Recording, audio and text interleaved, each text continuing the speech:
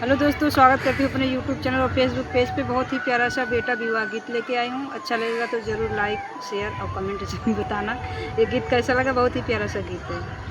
बनवा के गए हम दुलारू दुलारुआ रे कहाँ वाला गयो ये तनी देर रे लालनवा रे कहाँ वाला गयो ये तनी देर किया तो है धरा भाई राजा दारा बरवा अरे राजा दारा बरवा अरे किया भाई पनवा दुकान रे लालनवा अरे किया भाई पनवा दुकान रे लालनवा अरे ससुरु के बगिया बोलै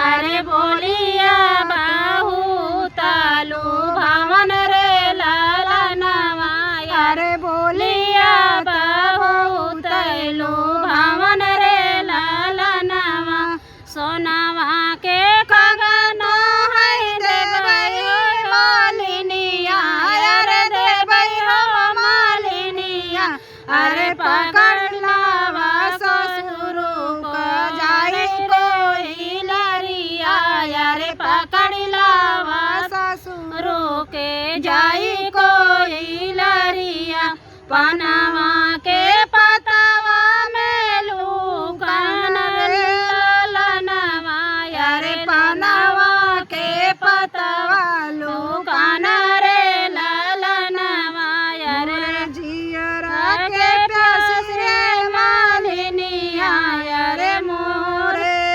जियरा के प्यासी रे मालिनिया अरे हम का पकड़ी लाई जाई रे लालनवा अरे हम के पकड़ लाई जाऊँ रे लालनवा जाऊ तू मालिनी हम के पकड़बू अरे हम के पकड़बू अरे उड़ी जाबई दूसरा देश रे लालनवा अरे उड़ी जाबई दूसरा के देश रे लालनवा।